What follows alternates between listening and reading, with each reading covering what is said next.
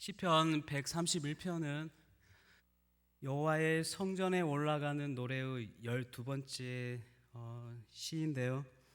하나님을 향한 신뢰를 바탕으로 쓰여진 확신의 시입니다. 그리고 이 시의 저자인 다윗은 사울과 그의 부하들을 위해 쫓기는 인생의 고난 가운데서도 하나님께서 자신을 이스라엘 왕으로 선택함을 알았지만 마음이 교만하고 오만해질 수 있었지만 세상의 헛된 영광을 구하지 않고 하나님의 높고 위대하심을 인정하며 이 시를 적어내고 있습니다. 그리고 자신을 낮아지게 하시고 겸손하게 하신 하나님께 감사하는 내용이 담겨져 있습니다. 그러므로 이 시인의 고백은 나를 구원한 하나님에 대한 신뢰이며 당신의 백성들을 홀로 버리지 않으실 하나님에 대하여 확신이 가득한 시인 것입니다. 사랑하는 성도 여러분, 오늘 시편의 시인처럼 하나님을 향한 믿음의 고백과 확신이 가득한 성도는 어떠한 삶을 살게 되는 것일까요? 하나님을 신뢰한 자는 하나님을 전적으로 신뢰하며 하나님을 바라보는 삶을 살게 되는 것입니다. 하나님이 함께하지 않으면 나는 아무것도 할 수 없는 존재임을 깨달으며 살아가는 것이죠. 하나님을 사랑하는 믿음의 성도들은 하나님을 바라보는 삶을 그래서 살아가야 하는 것입니다. 그렇다면 하나님을 보며 살아가는 삶은, 그러한 삶을 살아가는 성도의 삶은 어떠한 삶인가요? 첫 번째, 겸손한 삶을 살아갑니다. 1절에 보시면 여호와여, 내 마음이 교만하지 아니하고 내 눈이 오만하지 아니하며 내가 큰 일과 감당하지 못할 놀라운 일을 하려고 힘쓰지 아니하나이다 라고 말씀합니다. 시인은 왜 이렇게 자신을 낮추고 또 낮추며 이러한 말을 전하고 있는가요? 시인의 이전의 삶은 교만하고 오만한 삶과 가까운 삶이었던 것입니다. 그의 삶은 교만과 오만과 가까운 삶이었죠. 여러분, 교만은 어떠한 것인가요? 잘난 체하고 뽐내고 또한 버릇이 없다는 뜻입니다. 그리고 오만은 거만하고 남을 업신 여기는 태도입니다. 즉, 교만과 오만은 자신의 힘으로 살아가는 삶의 모습인 것입니다. 그러나 시인은 이제 하나님을 만남으로 이전의 삶은 부질없는 헛된 삶임을 알고 자신의 삶을 온전히 하나님께 맡기는 삶으로 변화되었던 것입니다. 더불어서 교만과 오만은 하나님의 통치를 거부하는 행동인 것이죠. 하나님의 함께 하심을 외면하는 것입니다. 그러나 하나님을 만나 변화된 성도는 자신의 헛된 생각과 뜻을 벗어 던지고 겸손히 하나님을 바라보는 것이죠. 자신의 한계를 인정하며 하나님과 화해하며 하나님과 함께 더불어 살아가는 것입니다. 그래서 1절 후반절에 보시면 내가 큰 일과 감당하지 못할 놀라운 일을 하려고 힘쓰지 아니하나이다 라고 고백하는 것입니다. 이 말은 결코 자신을 자랑하는 말이 아니죠. 하나님을 만난 시인은 하나님께 전적으로 자신을 굴복하고 오직 하나님만을 의지하겠다고 말하고 있는 것입니다. 하나님을 신뢰하며 이제는 나의 힘이 아닌, 나의 뜻이 아닌 오직 하나님만을 신뢰하며 전적으로 하나님의 뜻대로 자신의 삶을 맡기겠다고 고백하는 것입니다. 또한 이제 시인은 하나님의 놀랍고 위대한 일들을 나는 전혀 이해할 수 없고 알 수도 없음을 인정하는 것입니다.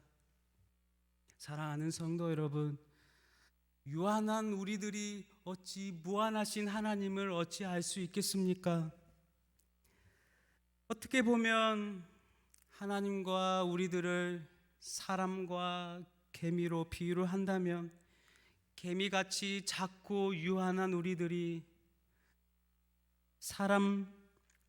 사람같이 크고 무한하신 하나님을 어떻게 알 수 있겠습니까? 그러므로 성도들은 마땅히 생각할 그 이상의 생각을 품지 않고 하나님의 뜻을 구하며 그분과 함께 동행해야 하는 것입니다. 로마서 12장 3절 말씀에 이러한 말씀이 있는데요. 내게 주신 은혜로 말미암아 너희 각 사람에게 말하노니 마땅히 생각할 그 이상의 생각을 품지 말고 오직 하나님께 각 사람에게 나누어 주신 믿음의 분량대로 지혜롭게 생각하라고 말씀하고 있습니다. 또한 야고보서 4장 15, 16절에 너희가 도리어 말하기를 주의 뜻이면 우리가 살기도 하고 이것이나 저것을 하리라 할 것이거늘 이제도 너희가 허탄한 자랑을 하니 그러한 자랑은 다 악한 것이라 라고 말씀하고 있습니다. 사랑하는 성도 여러분, 이처럼 시인은 변하였습니다. 이전에는 교만하고 오만하였지만 이제 하나님을 만남으로 그는 변화된 삶을 살아가게 된 것입니다.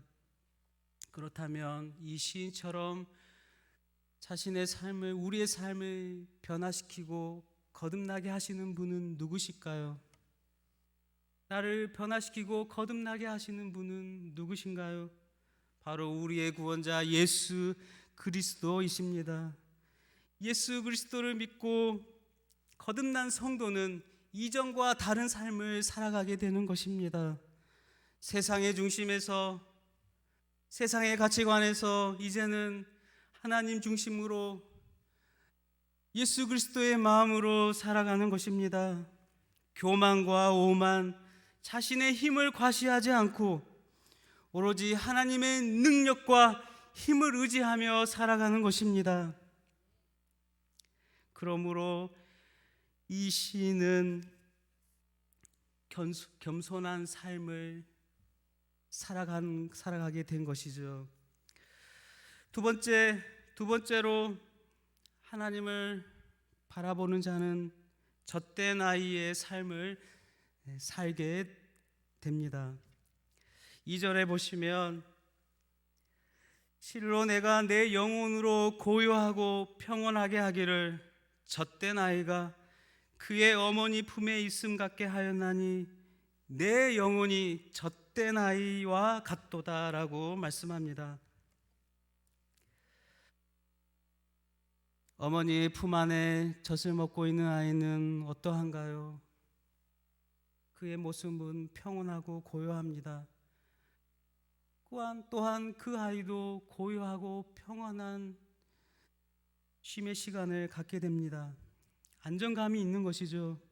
왜냐하면 어머니가 모든 것을 막아주기 때문입니다. 위험에서 모든 것을 막아주고 있는 것이죠. 의자에서 떨어질 염려가 없습니다. 더러운 이물질이나 사탕 같은 것을 먹고 숨이 막힐 위험에서 벗어나는 것입니다. 그런데요,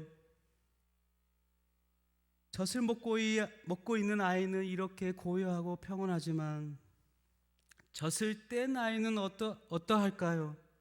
이제 어머니의 품을 떠났기에 불안을 겪게 되는 것입니다.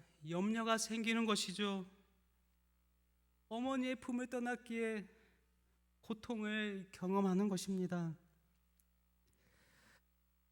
그렇다면 이제 젖을 떼고 어머니의 품을 떠난 아이가 다시 어머니의 품에 안기면 어떻게 될까요? 그 아이는 이제 이전에 경험하지 못한 경험을 하게 되는 것이죠. 젖을 먹고 있을 때에는 어머니의 품에 안기는 것이 얼마나 기쁘고 좋은 일인지 잘 몰랐을 것입니다.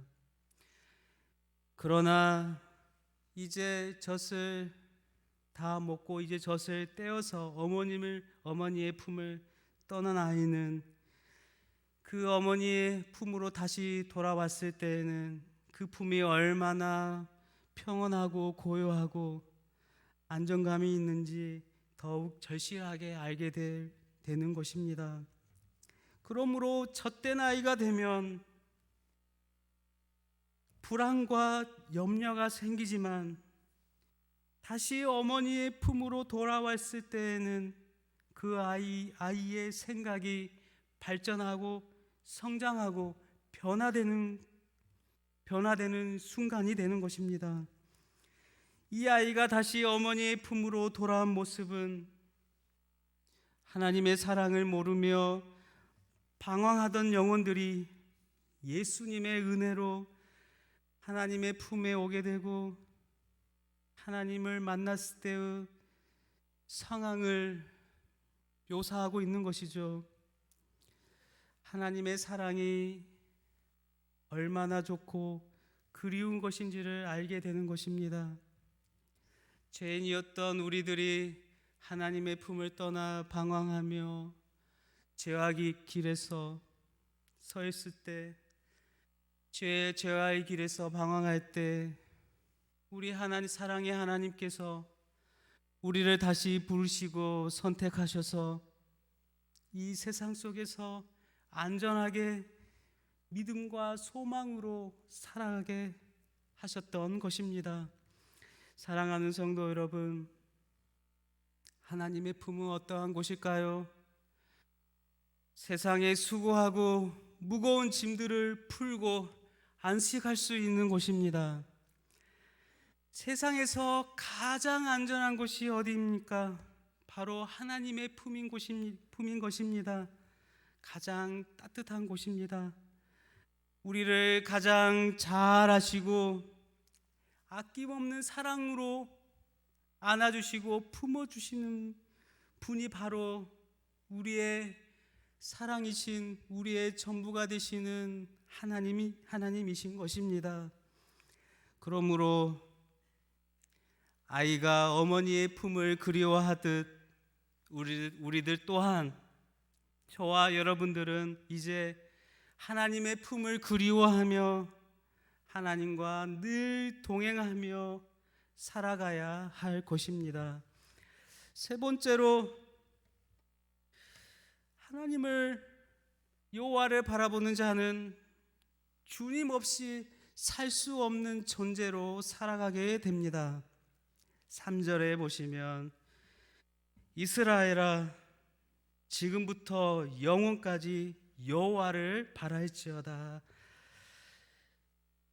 시인은 젖된 아이와 같이 어머니 품처럼 포근하고 따뜻한 하나님을 만나기를 이스라엘 민족에게 촉구하고 있는 것입니다. 또한 저와 여러분들에게 촉구하고 있는 것이죠.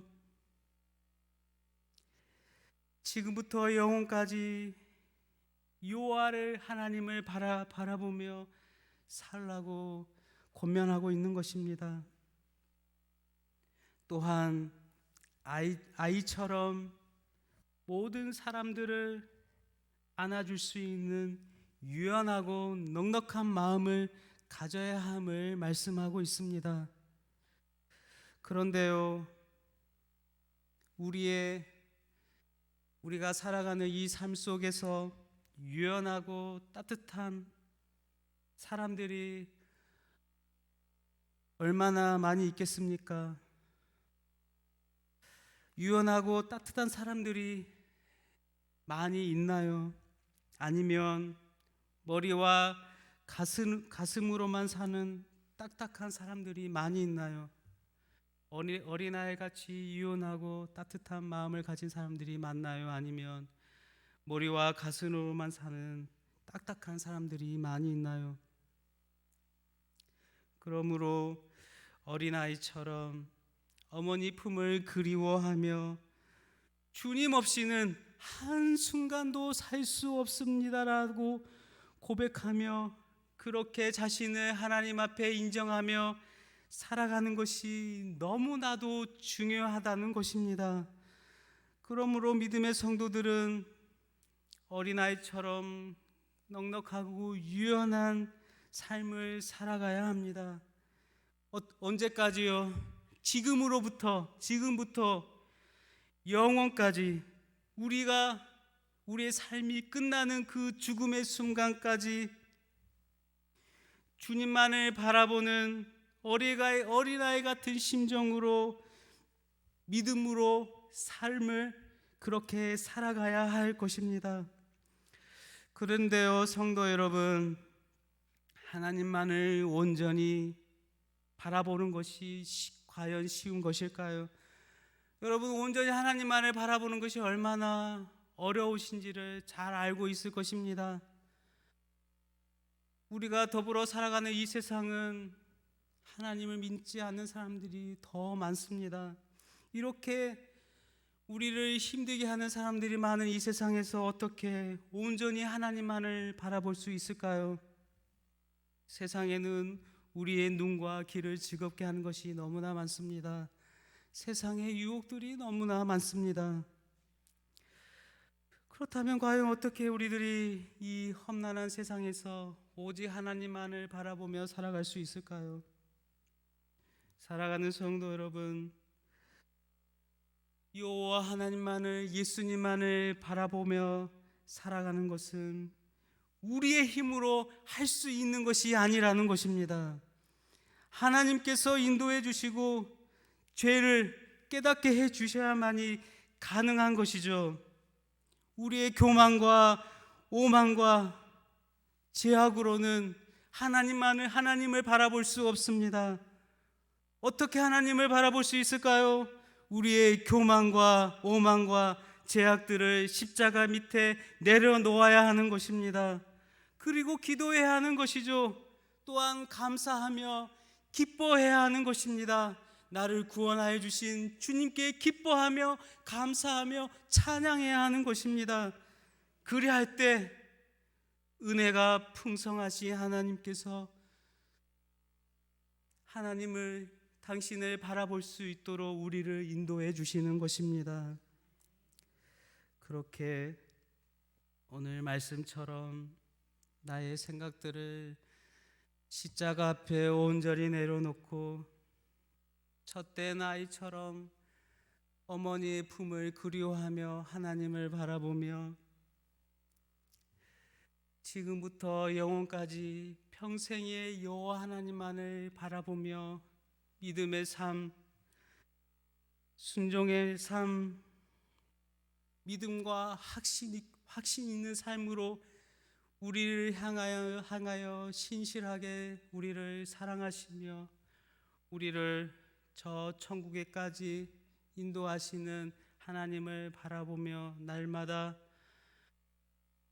믿음의 삶으로 날마다 주님과 함께 동행하며 하나님을 바라보며 살아가시는 복된 성도님들이 다 되시기를 주님의 이름으로 축복드립니다. 하나님 아버지,